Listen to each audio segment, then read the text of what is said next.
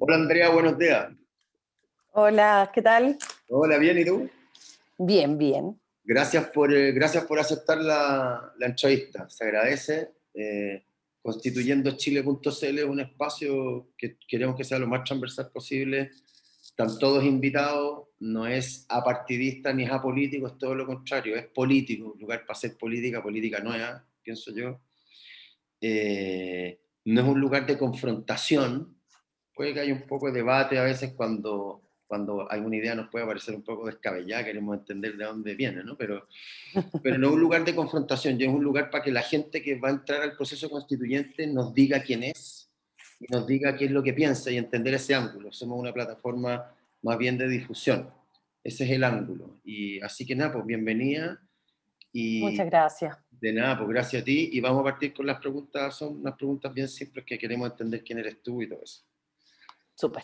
Bueno, ¿cómo llegaste hasta acá, Andrea? ¿Te levantaste un día en la mañana y dijiste, el país me necesita? ¿O tiene que ver con una metodología que venía hace tiempo generando en un núcleo social, en un núcleo partidista? ¿Es un tema filosófico? Cuéntame un poco cómo llegaste a decir, ya, quiero ser constituyente.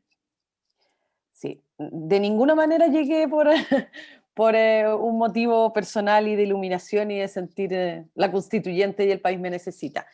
Eh, yo creo que hay dos vertientes probablemente, como para ser así súper honesta. Una tiene que ver con una resolución colectiva, es decir, esto no es de ninguna manera posible, sino tiene que ver con una articulación colectiva que se venía dando desde el año 2018 en un espacio feminista que construimos desde la red de actrices chilenas y que yo empecé a integrar y empecé a trabajar desde la organización política, sobre todo desde esas aristas. Y en ese contexto, desde octubre en adelante, muy implicadas en la revuelta social y muy presentes en las calles, empezamos a generar el proceso constituyente que se dio la ciudadanía, el verdadero proceso constituyente, ¿cierto? ¿No? El que surge como una necesidad social a partir de la revuelta, y empezamos a reflexionar sobre cuál era el lugar que nosotras queríamos, en el que nosotras queríamos estar, desde dónde queríamos nosotras contribuir, qué reflexiones queríamos impulsar.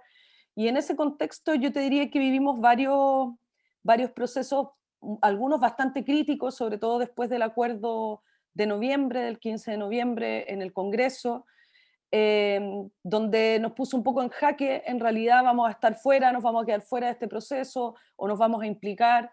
Después decidimos implicarnos profundamente en la búsqueda de la paridad, desde lo que nosotros hacemos y desde el lugar que nosotros ocupamos políticamente, que es profundamente activista y con una activación en las calles potente. Y luego de eso vino esta reflexión de qué vamos a hacer en el proceso constituyente, ¿no? Vamos a ir a apoyar algunas candidaturas, vamos a ir a conversar con algunas candidaturas, hasta que se dio la posibilidad en la lista que integramos, en la lista de movimientos sociales Unidad Constituyente, así se llama en el Distrito 10, que es donde voy yo, surge la invitación de la coordinadora 8M, ahí también está No Más FP, la coordinadora migrante, el Movimiento por las Aguas, Territorio Constituyente, nos invitan a ser parte de esta lista, con el desafío, por supuesto, de juntar las firmas y todos esos obstáculos que tenemos las candidaturas independientes para sacar adelante el proceso.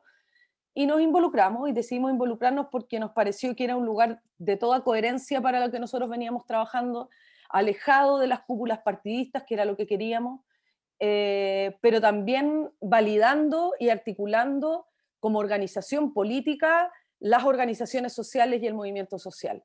Entonces, nos pareció coherente, nos pareció bien y nos pareció también la posibilidad de poner algunos de los énfasis y reivindicaciones que nosotras levantamos en un contexto propicio, en un contexto apropiado y que nos hacía sentido.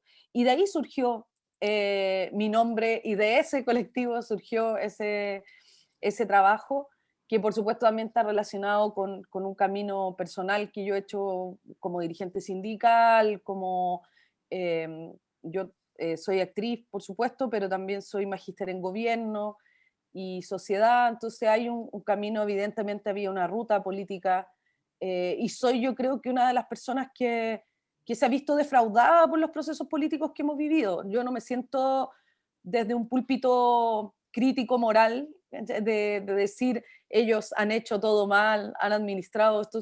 Yo me siento parte de las personas que creyó en momentos de que se podían hacer las transformaciones y vi cómo se pusieron los frenos de mano desde las cúpulas de los partidos políticos, cómo se siguen poniendo los frenos de mano también en el proceso constituyente.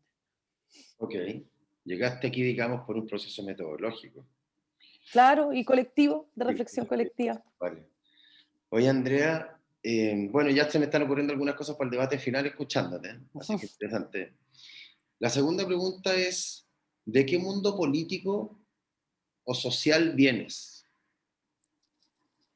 Eh, yo vengo, es decir, vengo de un mundo político familiar, primero que nada. Tengo una familia que siempre ha estado implicada en la izquierda chilena, ¿cierto? Y yo particularmente nunca milité en ningún partido, aunque mi familia era tremendamente política y militante. Yo nunca he sido militante de ningún partido político. Ya. Pero sí he estado implicada en los procesos de izquierda, pero desde la organización sindical. Yo pertenezco fundamentalmente al mundo sindical de trabajadoras y trabajadores. Estuve 6 años en el sindicato de actores y actrices y estuve un año también en la Federación Latinoamericana de Actores y Actrices en la presidencia. Entonces mi mundo político es fundamentalmente el de las trabajadoras y los trabajadores del mundo sindical.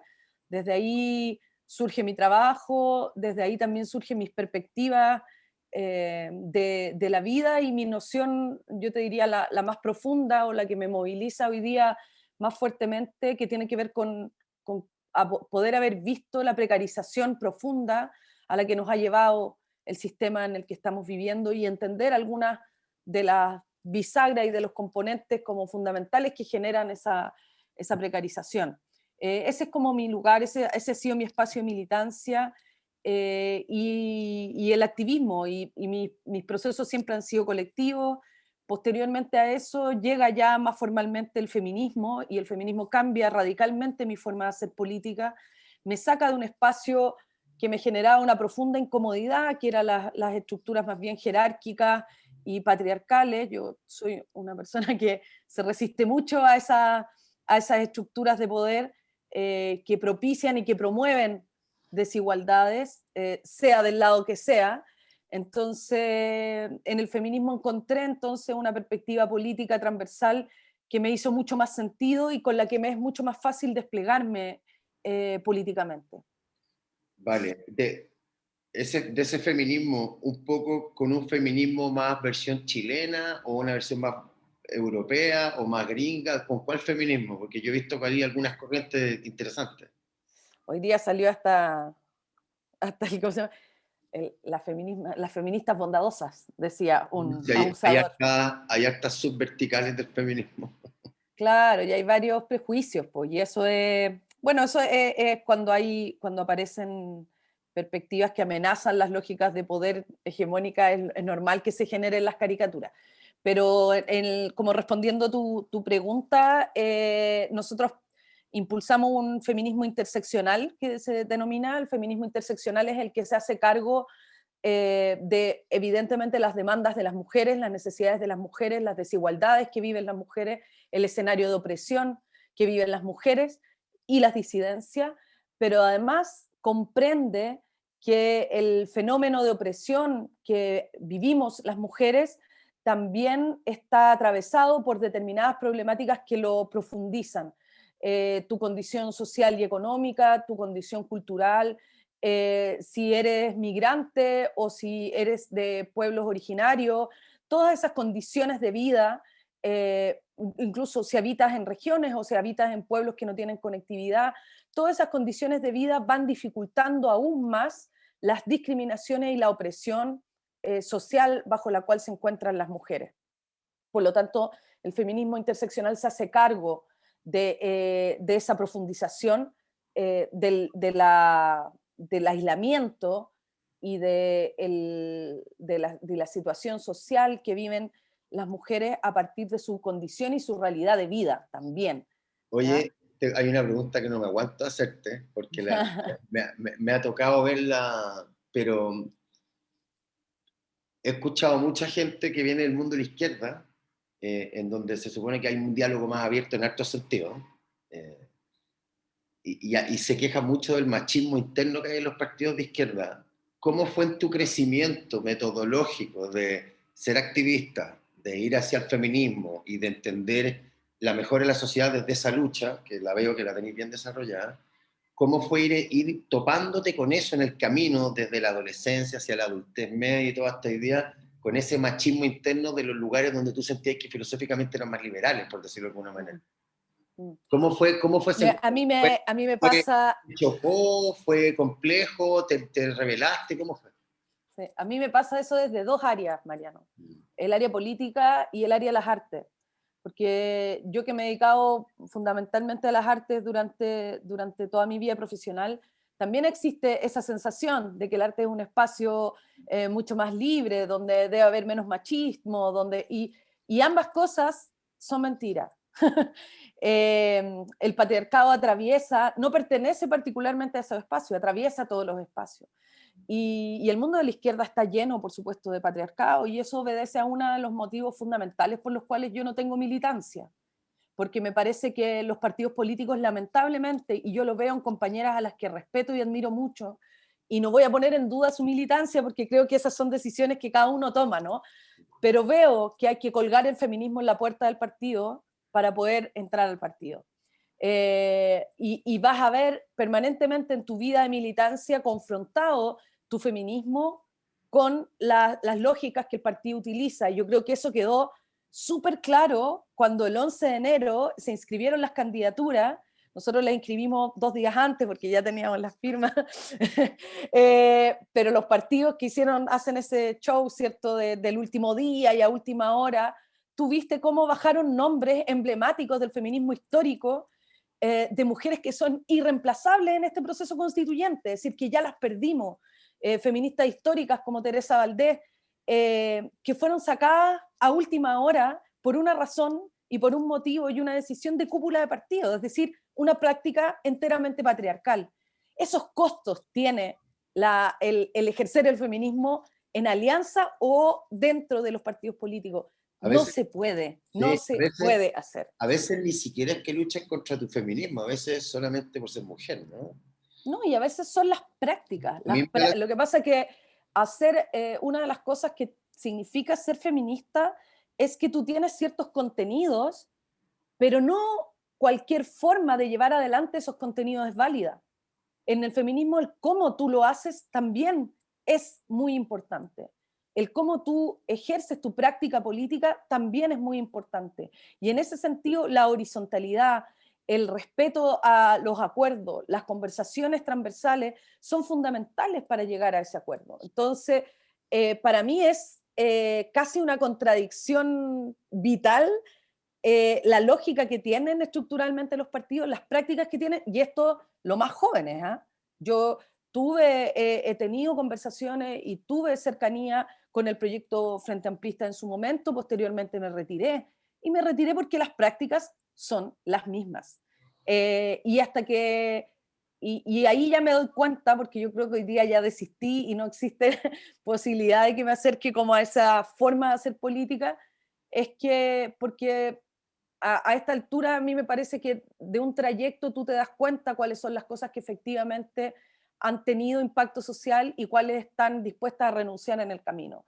Y eso pasa, como te digo, a mí me ha pasado tanto en el mundo de la cultura como en el mundo político. Eso no son, ninguno de los dos se exime de las prácticas patriarcales y mucho menos del ejercicio de la violencia, desde la simbólica hasta la más terrible, Oye, que es la física, ¿cierto? para cerrar este bien cortito y pasar a la otra, ¿tú crees que legislando en cuanto a sancionar malas prácticas sexistas o malas prácticas de género y buscando igualdad en términos legislativos, que pareciera ser hacia donde apunta una buena parte de la conversación constituyente, dentro de otra, en el mundo entero quizás?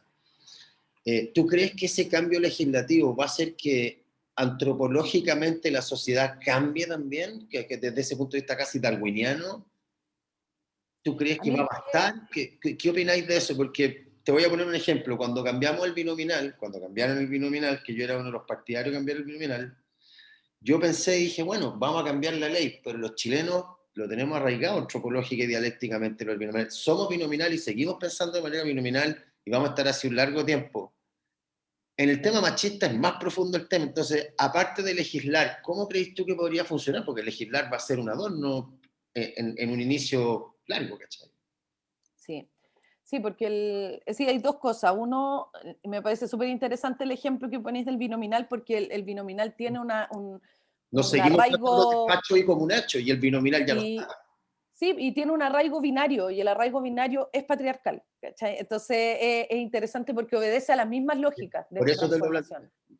Sí, pero en ese sentido, a mí me pasa, ponte tú, la reflexión de involucrarnos en este proceso tiene que ver con eso, con pensar la nueva constitución, la posibilidad de la construcción de una nueva constitución en una clave de transformación cultural. Para nosotros la constitución es una carta cultural que en el fondo va a redistribuir el poder, ¿cierto? Y va a regular cómo vivimos juntas y juntos y cómo morimos juntas y juntos.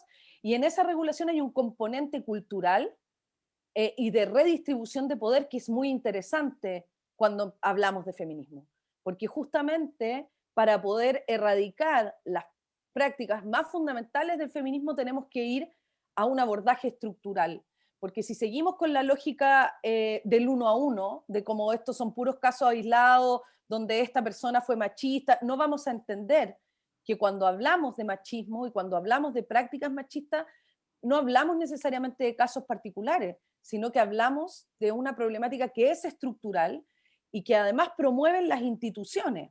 Es decir, las instituciones van generando que a lo largo del tiempo se vayan propiciando y promoviendo las prácticas machistas. Entonces, entrar en la discusión constitucional es entrar en la génesis de una transformación cultural. Y desde ahí, obviamente, los procesos no son inmediatos, como tú dices, y de ahí se van a emanar políticas públicas, pero teniendo la herramienta de redistribución de poder que nos permita construir políticas públicas que efectivamente propendan a una redistribución del poder en muchos sentidos. Un aspecto fundamental tiene que ver en materia de género, pero otro también tiene que ver con la integración de muchas y muchos que hoy día no están integrados, pueblos originarios, personas en situación de discapacidad, que no se ven integradas en esta sociedad. Y una de esas, y la fundamental probablemente, son las mujeres y las disidencias. Y en ese sentido creo que entrar en la conversación constitucional es entrar en el hueso de cómo vamos a redistribuir el poder.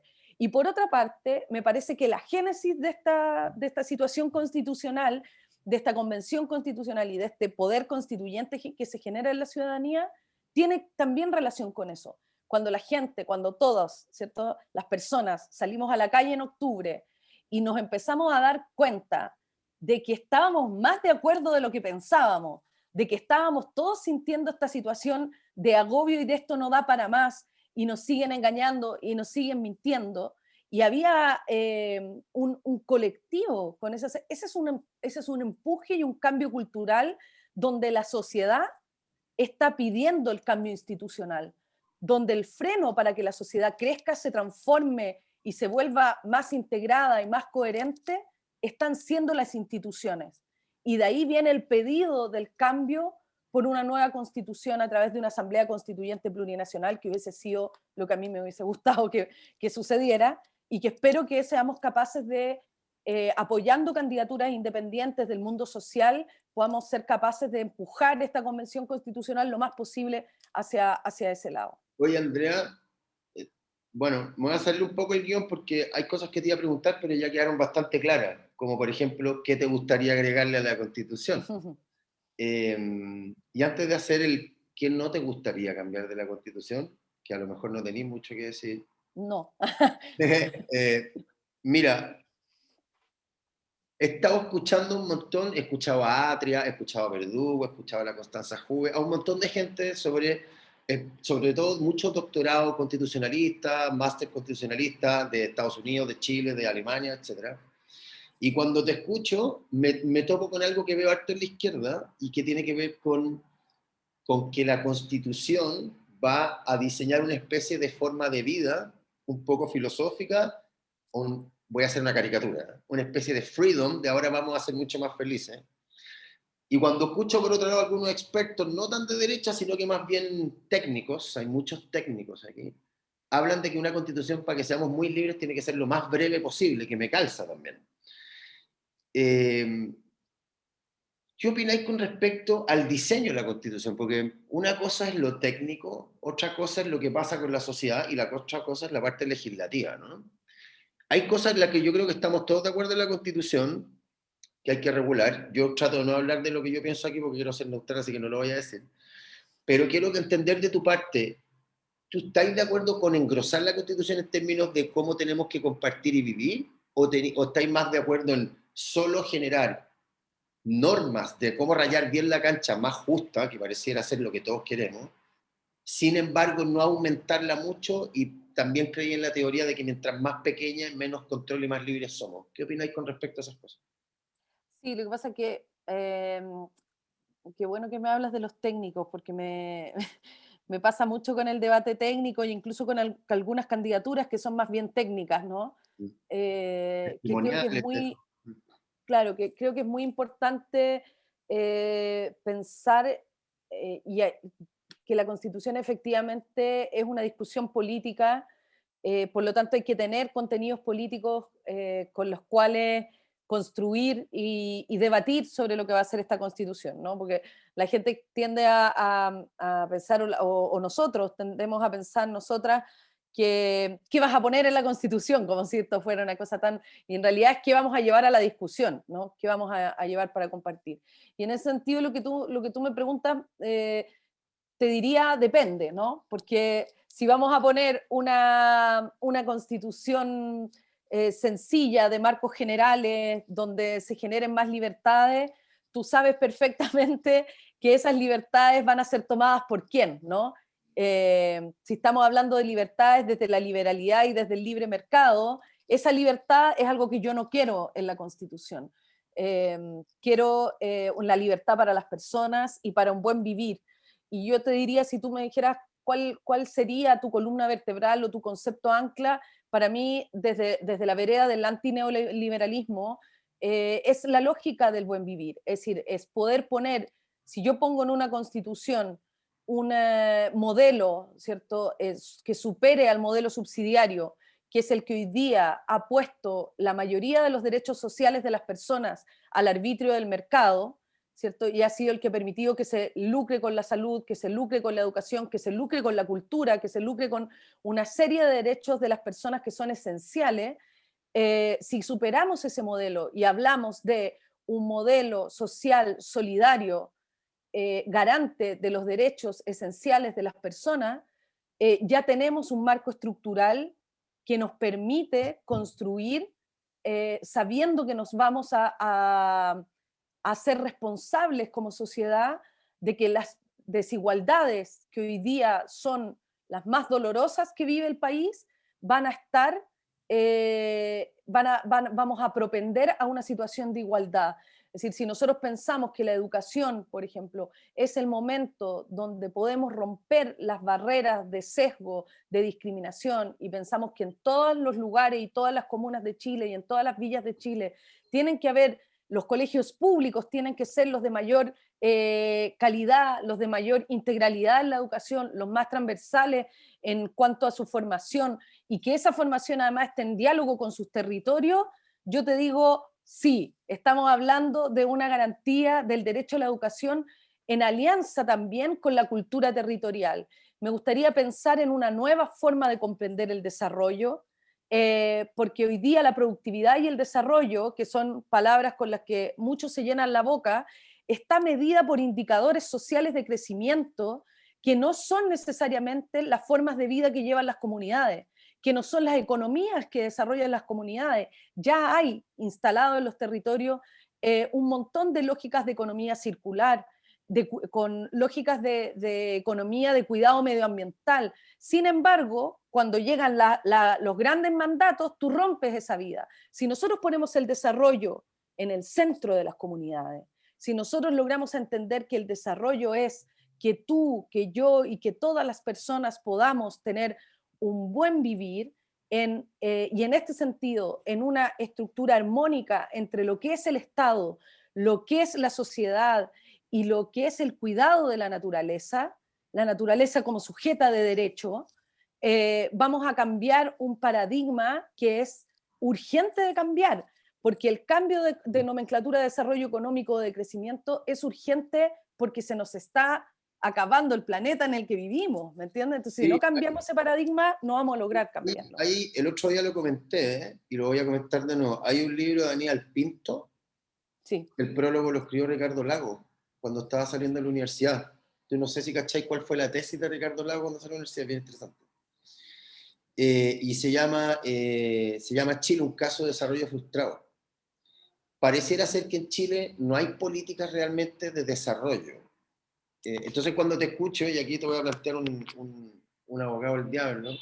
Pareciera ser que lo que tú estás diciéndome es que las métricas y las lógicas con las que se mide la economía de desarrollo están un poco deschavetadas, según lo que te entiendo, y pareciera ser que el problema más que el modelo es la fiscalización del modelo. Te lo digo porque hay un concepto que se llama VOC, que es Varieties of Capitalism.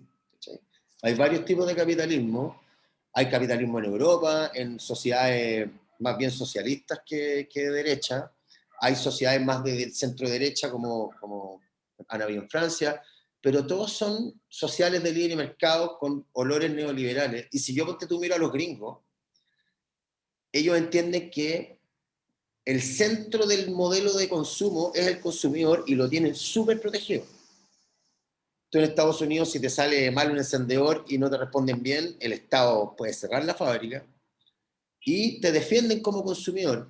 Y ya a mí me da la sensación a veces de que en Chile medimos mucha injusticia por esa profundidad cultural que ha agarrado el mercado, de que mucha parte de nuestra libertad la medimos en cuánto nos defiende el Estado frente a nosotros como consumidores, que cobran más aquí, que nos cobran más acá, que llamáis un servicio y no te atienden, que el Estado subsidiario, que las carreteras, que las telecomunicaciones. Entonces, ¿será más bien que el problema del Estado subsidiario tiene que ver con que nos falte Estado y regulación y no tanto con el modelo? No. Es decir, yo creo que ¿Cuál es tu no. opinión? Quiero saber tu opinión. Sí, sí, sí. Yo Yo creo tengo que no, porque yo creo que el problema radica en la mentalidad desarrollista, que es la que defiende el modelo subsidiario y que es la que defiende también una parte de la centroizquierda. Y no, esto no es de ninguna manera una defensa que solamente realiza la derecha. También tú ves que algunos le ponen, justamente como tú dices, el apellido social, porque, pero En Europa lo tiene y parece que funciona bien. ¿cachai? Lo que me pasa, mira, con dos cosas a propósito de lo que tú dices, porque dices muchas cosas. Entonces voy a tratar de abordar algunas. Uno, creo que es muy importante que comprendamos que la construcción constitucional chilena tiene que ser para Chile. Y si bien vamos a mirar, yo también miro los procesos constituyentes latinoamericanos, miro también algunos que tienen que ver con pequeños países de Europa que pueden tener más similitudes, pero los podemos mirar. Pero la realidad que tenemos que construir acá es muy particular y la construcción constitucional es muy particular porque el modelo chileno, cómo se ha impulsado y cómo se ha desarrollado, como tú dices, es muy particular. ¿Ya? Particular. El tipo de neoliberalismo que tenemos, Ideologizado dicen que está, ¿no? y además está, como tú me dijiste esto al principio y es muy cierto, está arraigado en la cultura de las personas ya, este modo cliente, este modo consumidor, ya está, forma parte de nosotros, somos así. Por lo tanto, tenemos que vernos a nosotros mismos como sujetos de derecho y eso va a ser una transformación cultural que creo que comenzó en octubre. Pero en ese sentido, la oposición del modelo, y por eso te digo, no creo que haya que corregir, sino que creo que hay que virar, y no hay que tener miedo a virar, porque una de las cosas que nos convencieron los tradicionales próceres, fundamentalmente de la nueva mayoría, ¿cierto? Es que no se pueden hacer esos cambios tan radicales. ¿Crees que están Antes, todos equivocados? primero, no, para en absoluto. No, no. Lo que pasa es que en un momento estaban los militares, y eso se entiende. Pero después ya fue acostumbramiento. Después ya fue acomodamiento a ciertas ¿Y lógicas cuál y a ciertos vicios que tiene el Estado. Pero en es ese la propuesta sentido yo creo, alternativa al modelo entonces? por eso te digo que yo creo que, y suena hippie, ¿cierto? Y tienden a hacer también caricatura de esto, pero ya lo han hecho otros países del mundo, avanzar en un modelo que no sea desarrollista y que sea anti-extractivista, es el que se llama, el modelo del buen vivir se llama así por una inspiración en los pueblos originarios, y que tiene que ver con situar el desarrollo reconociendo las prácticas económicas que tienen los territorios. Cuando yo te digo que las cifras que mide el desarrollo y el crecimiento económico en Chile están equivocadas, es porque la fuerza de la producción en Chile y en el mundo, en muchas partes del mundo, se ha sostenido sobre la fuerza de reproducción que no está reconocida. Es decir, si tú no miras cuánta fuerza de trabajo hay en las labores no remuneradas que, por ejemplo, tienen las mujeres en sus hogares, que son la economía reproductiva, Mm. ¿ya? Si tú no mides ese indicador, tú estás saltándote una parte de la economía que es demasiado brutal y que tiene resultados y tiene consecuencias terribles, como por ejemplo que esas mujeres tienen que vivir muchas veces situaciones de violencia porque no tienen independencia económica. Porque esa labor económica para sostener las labores productivas que sí están en las cifras son absolutamente invisibilizadas por el sistema. También lo están y son invisibilizadas una serie de intercambios económicos que se dan en las vías de comunidades que no necesariamente forman parte de las cifras. Entonces, yo creo que más bien hay que hacer una revisión de lo que estamos midiendo como indicadores económicos, que también hay que revisar cómo se articulan las vidas de las comunidades, y en eso, volviendo a la Constitución, es crucial romper con el centralismo que tenemos actualmente en nuestra articulación política y en la distribución política del país. Si tú no le das autonomía a los territorios y a las comunidades, tú vas a estar imponiendo desde el centro una lógica que es homogenizante. Y bajo esa lógica política homogénea, que es la que tenemos en la actualidad, es imposible distinguir cuáles son las necesidades territoriales y es imposible cambiar la forma de vida que llevan las personas que están allá adentro. Por lo tanto, esta alternativa de, por ejemplo, el anti-extractivismo, por ejemplo, dejar de denominar recursos naturales a los distintos bienes comunes que forman parte, ¿cierto?, de la vida natural que nos rodea, es fundamental porque no lo vas a estar mirando bajo una lógica de cuándo se va a agotar. ¿Ya? No podemos obviar del debate constitucional que estamos consumiendo con 40 años de adelanto la vida del planeta. Por lo tanto, no se trata de hagamos durar los recursos naturales. Esto se trata de proteger la naturaleza e incorporarla y respetar qué es lo que pasa con las vidas de comunidades que están alrededor de esos bienes comunes, de esos bienes naturales. Y ya tenemos esa realidad instalada en Chile, ya tenemos, si tenemos que recuperar urgentemente el agua, no porque sea una bandera de lucha que nos interesa a un grupo de personas, sino que porque es de vida o muerte la situación que está atravesando. Y el cambio del modelo a mí me parece que en Chile es un giro que tenemos que hacer de manera urgente por el bienestar de las personas. Por eso es tan importante no mirar solamente desde la perspectiva técnica de la Constitución, porque finalmente lo que pasa aquí es que lo que se ve afectado es las vidas que llevamos. Y las personas llevan su vida en sus comunidades, en sus territorios, en sus regiones, en sus comunas. Y eso es algo que siempre se ha pasado por alto desde los expertos, ¿no? Que lo han Bueno, mirado como con desdén y con irresponsabilidad. los técnicos son defensores de las mecánicas sistémicas y todos sabemos que los sistemas no saben morir, por lo general hay que abolirlos, ¿no? Tienen otra dinámica. claro. Oye, ya nos quema- Y que hay otros sistemas también, y que hay otros sistemas que tienen, y que hay otros. emanan. Lo más probable es que cuando venga un nuevo sistema van a defender ese nuevo sistema porque están entrenados para defender sistemas. Pero es importante su opinión también, tanto como la Sí, otra, claro, pero sin sí duda, porque tiene sus sesgos, por supuesto. Es más, no está empatizando con, es más distónica, por decirlo de alguna manera. claro, Oye, claro. Andrea, vamos a la parte que a mí me gusta en la entrevista. ¿De qué mundo venís? ¿Cómo creciste? ¿Venís de una familia de clase media, media baja, pobre, clase media, media alta? ¿Pasaste pellejería? ¿Te caíais de los árboles? ¿Andáis en bicicleta? ¿Andáis con los mocos colgando? ¿Cómo fue tu infancia, tu adolescencia? ¿Te tocó duro? Eh, Te lo pregunto porque esta es la parte en donde la gente se identifica con la persona por la que va a ir a la constituyente, porque es importante entender, después de todo este discurso un poco sofisticado, de dónde venís, para que la gente entiende hasta dónde uno puede llegar, hasta dónde uno puede distorsionarse o lo que sea, ¿cachai? Por eso pregunto, sí, po. ¿quién es la Andrea, no sé, po, de los algodones de dulce, de los vestidos, de las bicicletas que se pinchaban cuando chica, o del pan con margarina, o con pan con chancho, no sé, po, cuéntanos un poco. Yo, bueno, yo nací en plena dictadura, ¿ya? ¿Qué año Nací te quedas? el 77, eres tú. 77. Ya.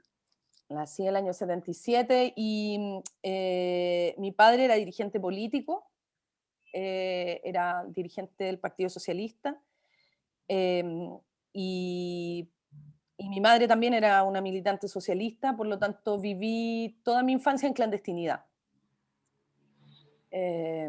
Así que sí, pues pasé pellejería. Vivíamos, digamos, de, de los alimentos que nos mandaba la Cruz Roja, ¿cierto? Esas La cosas, vicaría y todo ese mundo. la vicaría, claro, la leche purita y esas cosas.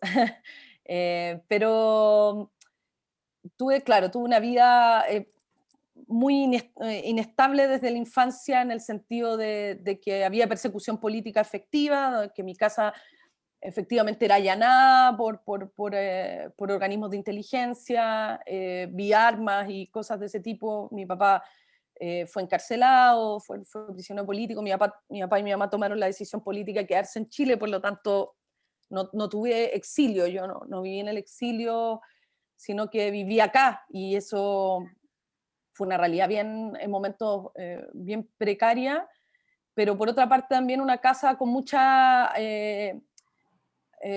vida cultural, digamos, mucha vida intelectual, mucho libro, era como el único bien que me heredó mi padre, era muchos libros, tantos que tuve que donar algunos a bibliotecas porque no me entran en mi casa, pero Bueno, eh, claro, una fuerte como formación política. Mi papá, tengo en mis padres y mi madre una herencia muy mixturada, porque mi papá venía de la población Rosita Renard, siento una situación muy...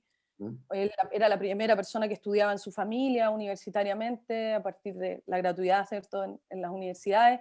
Y por otro lado, mi mamá venía del sur, de un mundo más bien latifundista, pero que ella rompió junto a su padre, que era del Partido Comunista. Entonces, tengo una mixtura ahí como social curiosa que nos hizo tener esta vida política que fue bien difícil en los años de dictadura, fue bien compleja, teníamos que cambiar o salir de la casa rápidamente, cambiar, movernos mucho, pero también harta gente, muchos, bueno, todos hablamos en dictadura de los que fuimos criados en dictadura como de los tíos y las tías, que eran como los militantes de los partidos donde estaban nuestros padres y que hacían reuniones políticas, reunión de formación.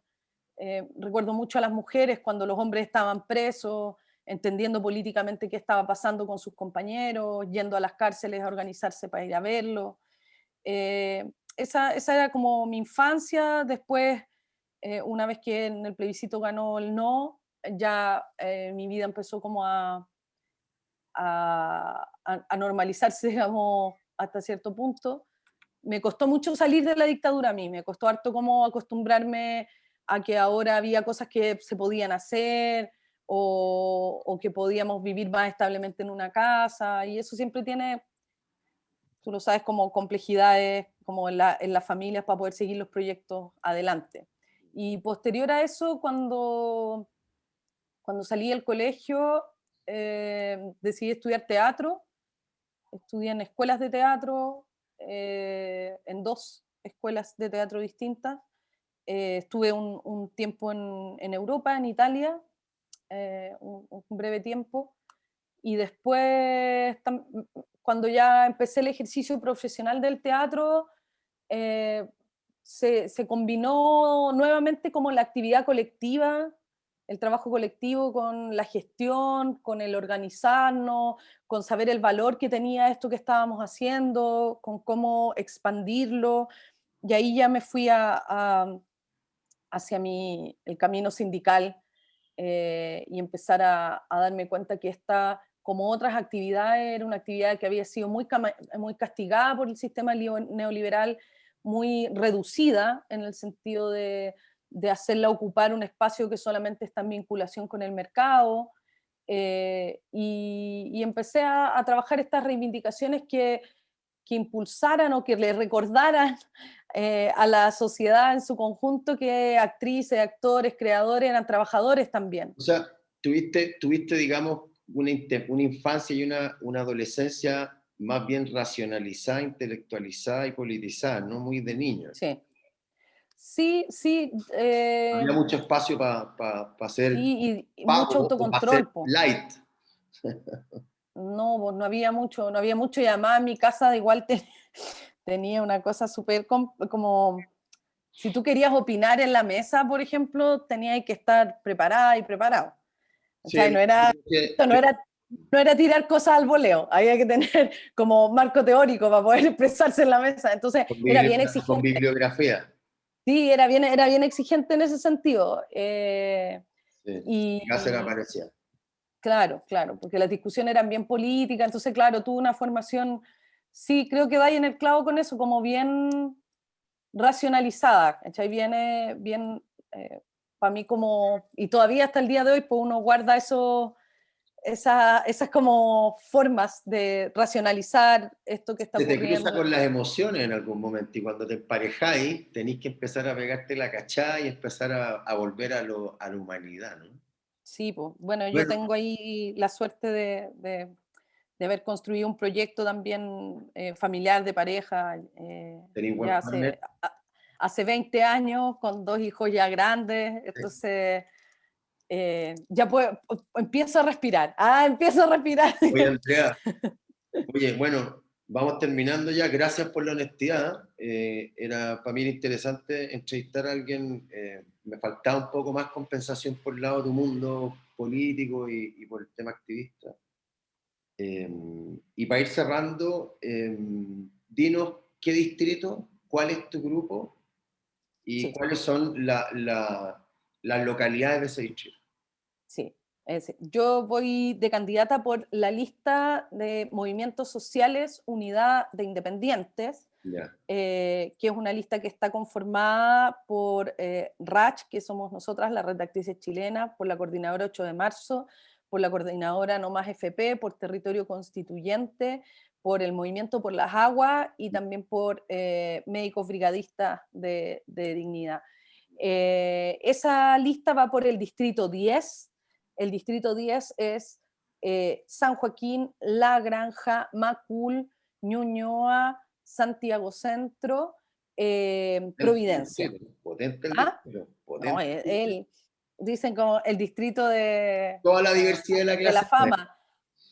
Hay todo, es una diversidad bien grande, pero a mí me pasa que es un distrito que conozco bien, con el que he tenido vínculos con cada una de las comunas a lo largo de mi historia, entonces me siento muy, muy tranquila de estar acá, no me siento en un territorio desconocido en absoluto. Así que eso, ese es mi distrito, esa es la lista, y hacer la invitación, estoy hablando yo, no está hablando tu programa, hacer la invitación de que ojalá esta contienda es bastante desigual, entonces como el trabajo que haces tú con esta plataforma y que están haciendo, visibilizar también a las candidaturas independientes que pertenecen a listas que encarnan proyectos y reivindicaciones sociales que han venido estando en las calles en los últimos años. Me parece que es muy importante. Espero que hagamos un esfuerzo por conocerles, porque no van a ser probablemente las candidaturas que más aparezcan en los programas de los medios hegemónicos, que más aparezcan en los distintos medios de comunicación más hegemónicos. Entonces vamos a tener que hacer un esfuerzo para apoyar e impulsar esas candidaturas que encarnan esas reivindicaciones y que no necesariamente están vinculadas a los partidos políticos, Sí. que yo sé que son necesarios, pero que han dado un papelón en Para el hacer último la tiempo. metáfora, si queremos diversidad, tenemos que salir de esa antropología binaria, como conversábamos Sí. al principio, y yo creo que la diversidad hoy día no está en los partidos políticos. La Así es. polarización que vimos en la tele en los últimos 2 años, sobre todo, nos dimos cuenta con la aprobación y el rechazo que no era tal. Entonces, No, es son importante. discusiones que chocan contra la pared. Sí. Así que nada, pues, Andrea, gracias. Que te vaya bien en tu candidatura, te dejamos lo mejor. Ayúdanos a promocionar la plataforma y constituyendo Chile.cl un espacio para todos. Para los del 80, para los del 20, para la derecha, para la izquierda, para los rojos, los azules y sobre todo para los independientes. Así que te deseamos suerte y gracias por tu tiempo. Muchas gracias Mariano, y mucha suerte también con este proyecto, porque es muy importante. Gracias, buenos días. Chao, chao.